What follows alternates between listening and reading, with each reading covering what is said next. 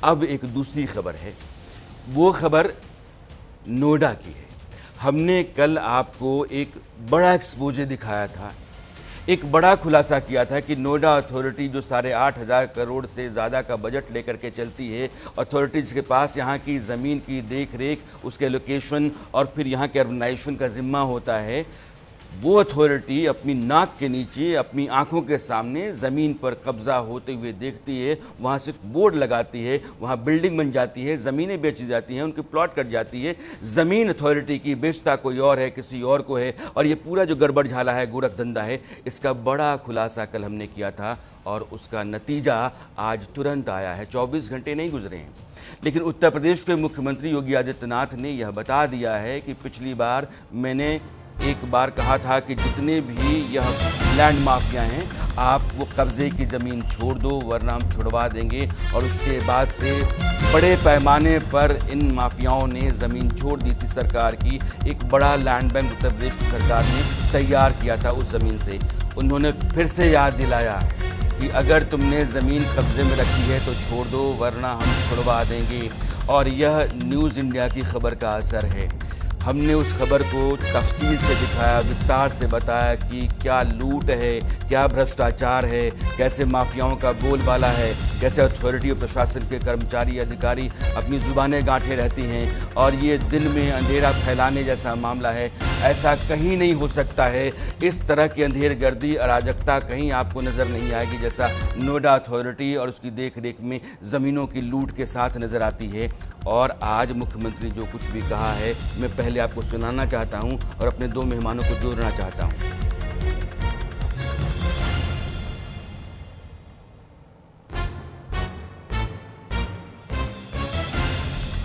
योगी आदित्यनाथ का बयान बहुत छोटा है, 25-30 सेकेंड का वो बयान है। मैं बयान आपको सुनाना चाहता हूं। पहले बयान सुनिए, फिर मैं अपने मेहमानों को जोड़ता हूं। 24 घंटे का समय दे रहा हूं। उत्तर प्रदेश के अंदर जिस भी सरकारी भूमि पर किसी भूमाफिया ने कब्जा किया है उसको तत्काल छोड़ दें। 24 घंटे के बाद जब हम कार्रवाई करेंगे तो उसको जमीन तो छोड़नी ही पड़ेगी, लेकिन साथ साथ उसने जो कमाई की होगी उसको ब्याज सहित हम वसूली करेंगे। मुख्यमंत्री को न्यूज़ इंडिया की आवाज़ सुनाई पड़ी। मुख्यमंत्री को यहाँ धांधली, लूट, ज़मीन की, लैंड माफिया का बोलबाला समझ में आया। उन्होंने अपना ऐलान सुनाया। लेकिन जब यही अथॉरिटी के कर्मचारी अधिकारी पहुँचते हैं उस कब्ज़े को खाली कराने के लिए, तो क्या तस्वीर उभरती है, यह भी मैं आपको दिखाना चाहता हूँ। मेहमानों को जोड़ने से पहले आज ही हमारी रिपोर्ट के बाद, हमारे खुलासे के बाद वहाँ अथॉरिटी के कर्मचारी अधिकारी लाव लश्कर के साथ दल बल लेकर के पहुंचे कि अवैध कब्जा हटाया जाए। लेकिन वहां आ गए हरी हरी टोपी पहने तथाकथित किसान। मैं चाहता हूं पीसीआर से कि आप वीडियो दिखाइए और अथॉरिटी के कर्मचारियों के सामने वो हरी टोपी वाले किसान आ गए, सो कॉल्ड। मैं समझ नहीं पा रहा हूं कि जो ज़मीन किसानों की है, जो ज़मीन किसानों की होनी चाहिए, उस ज़मीन पर लैंड माफिया कब्जा किए हुए है। वहाँ उसने मकान बना रखे हैं, अपार्टमेंट्स हैं, फ्लैट्स हैं और उसको बेच रहा है। आप माफिया के साथ हैं या किसानों के साथ हैं, या फिर माफिया ने आपको आड़ बना करके अथॉरिटी के सामने खड़ा कर दिया है, या फिर अथॉरिटी और माफिया दोनों की मिली भगत का नतीजा है कि यह हरी टोपी पहन करके सो कॉल्ड किसान आकर बीच में खड़ा हो जाते हैं कि हम ऐसा नहीं होने देंगे। खेल बहुत बड़ा है, लेकिन खेल हम भी समझते हैं और इस खेल का हर दांव जानते हैं। जब तक यह पूरा कब्जा नोएडा अथॉरिटी के भीतर सही हाथों में, सरकार के पास चला नहीं जाता है, ये सारी कलई हम उतारते चलेंगे। हमारे साथ उत्तर प्रदेश के फॉर्मर डीजी आर.के. सिंह, जो आर.के. सिंह साहब सुप्रीम कोर्ट के वकील हैं, और डी.एस. चौहान साहब फॉर्मर डीजीपी उत्तर प्रदेश हैं। आप दोनों मेहमानों का बहुत बहुत स्वागत है। चौहान साहब, चूंकि आप, जब मैं एक्सपोजे कर रहा था तो आप पैनल पर थे और आप सब कुछ सुन रहे थे, देख रहे थे। आज सरकार की तरफ से, मुख्यमंत्री की तरफ से एक बड़ा ऐलान हुआ है, लेकिन यहाँ नोएडा के भीतर स्थितियाँ कुछ दूसरी देखने को मिली कि अथॉरिटी के लोग वापस चले गए किसानों के विरोध के कारण, सो कॉल्ड किसानों के विरोध के कारण।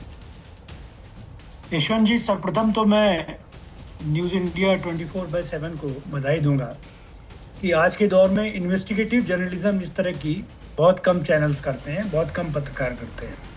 आप एडिटर इन चीफ है, आपने अपने रिपोर्टर्स को ये ताकत दी कि ये सच्चाई उजागर कर सकें, और बहुत एविडेंस के साथ में उन्होंने ये रिपोर्ट बनाई है। आपने इसको प्रकाशित किया, कल मैं बहुत गौर से देख रहा था, और आपकी रिपोर्ट की क्वालिटी की वजह से इसका मुख्यमंत्री जी ने संज्ञान लिया है। मैंने उनकी कार्यशैली नज़दीक से देखी है। वो जब बोल रहे थे तो इस विषय पे चिंतन और मनन करके बोल रहे थे जी। इसमें मैं ये कह सकता हूं कि जो नोएडा अथॉरिटी के अधिकारी हैं और माफिया है, उनको तुरंत इस सतर्क हो जाना चाहिए, क्योंकि उनका एक्शन न केवल लैंड ग्रैबर्स माफिया के खिलाफ होगा। मुझे ऐसा लगता है कि अगर अधिकारियों ने इसमें हीलावाली की तो उनके खिलाफ भी कार्रवाई हो जाएगी। रही बात प्रोटेस्ट की, इस देश में हर कोई आदमी प्रोटेस्ट करने के लिए तैयार रहता है, वो कुछ भी कर सकते हैं, पर पुलिस को लॉ एंड ऑर्डर मेंटेन करना चाहिए और ऐसे फर्जी प्रोटेस्टर्स के खिलाफ जो है कार्रवाई करनी चाहिए। अथॉरिटी क्योंकि उनका देखिए, उनका इसमें कोई लोकल स्टैंडर्ड नहीं है। ये जमीन गवर्नमेंट की है। गवर्नमेंट जमीन कैसे लेती है? सिटीजन के कंट्रीब्यूशन पर जो टैक्स देती है सिटीजन, उसके आधार पर government of UP Noida authority को बजट देती है, उससे आधार पर ये लैंड लेते हैं, लैंड बैंक बनाते हैं, और उसके बाद में फिर अलग अलग कैटेगरीज में देते हैं, कमर्शियल में, हाउसिंग में, इंस्टीट्यूशन में। तो यहाँ अगर कोई भूमाफिया इस तरह से कब्जा कर रहा है तो इस कब्जे को रोकना, बचाना, और अगर उसके बाद भी वो हिम्मत करता है तो उसके खिलाफ कानूनी कार्रवाई करना, ये उनकी प्राइमरी ड्यूटी है। प्राइमरी ड्यूटी ये उनके चार्टर में है, और ये जिम्मेदारियों का एहसास, मुझे लगता है कि सब जानते तो होंगे कि उनको करना क्या है, लेकिन करते नहीं हैं, और नहीं करने के कारण ही हम आपको बता रहे हैं कि ये अजीब सी साठगांठ है, एक बहुत ही ख़तरनाक साजिश है, और उसकी तस्वीरें, उसके सारे सबूत, दस्तावेज और ज़मीन पर जो हालात हैं सब हमने दिखाए हैं। आर.के. सिंह, आप तो बहुत जाने माने वकील हैं, सुप्रीम कोर्ट के वकील हैं। यहाँ खसरा जो कहता है किसी अथॉरिटी की ज़मीन है, नोएडा अथॉरिटी की ज़मीन है, वो आकर के कोई और बेचता है, किसी और के नाम बेचता है। कॉन्ट्रैक्ट दो पार्टियों के बीच में होता है। जो पार्टी कॉन्ट्रैक्ट करती है वो ज़मीन नहीं बेचती है, कुछ दूसरे लोगों को बुला के लाती है, सो कॉल्ड किसान होते हैं, वो ज़मीन रजिस्ट्री कर देते हैं। जब लिखा हुआ है कि ये ज़मीन अथॉरिटी की है, फिर वो ज़मीन किसी और के ज़रिए किसी और को रजिस्ट्री कैसे हो जाती है, समझ में नहीं आता है। समझ से परे इस तरह के बहुत सारे गड़बड़ जाले हैं। राणा साहब, thank you very much Indeed. मैं आपको वाकई, आप बिल्कुल, जितनी भी बड़ाई की जाए इस चैनल की बहुत कम है जो आपने इस विषय को उठाया है। दो चीजें मैं आपको स्पष्ट तौर पे बता दूं। एक तो जातीय अनुभव, जो मुकदमा मैं खुद कर रहा हूं, आप बहुत सरप्राइज होंगे और शॉक भी हो जाएंगे जिस मुकदमे के बारे में मैं आपको बताने जा रहा हूं। लेकिन उसके पहले बहुत इंपॉर्टेंट है राणा साहब कि मैं आपको ये बता दूं कि इसमें कोई दो राय नहीं है कि जुर्म से रिलेटेड जो भी वाकये होते हैं उसमें जमीन का बहुत बड़ा रोल होता है जी। और दूसरी बात है, मैं आपको एक मुकदमे के बारे में बता रहा हूं जिसको मैं खुद लीड कर रहा हूं और as a pro bono lead कर रहा हूं। नोएडा में सेक्टर 45 में काशीराम कॉलोनी है, और 2007-8 में मायावती जी की सरकार ने वो एक कॉलोनी बनाई थी सेक्टर 45 में, जिसमें वो कॉलोनी में 3 ब्लॉक्स बनने थे, पार्क बनने थे, स्कूल बनने थे, इन तमाम चीज़ें बननी थी। उसके बाद 5-6 सालों तक एक ब्लॉक बना 500 फ्लैट्स का, जहाँ पे SC/ST वर्ग के लोगों को फ्लैट दिया गया। उसके बाद वो प्रोजेक्ट रुक गया। जी, मेरे पास बस 30 सेकंड बचे हुए हैं। आगे से मैं बस 30 सेकंड में खत्म कर देता हूँ आपको।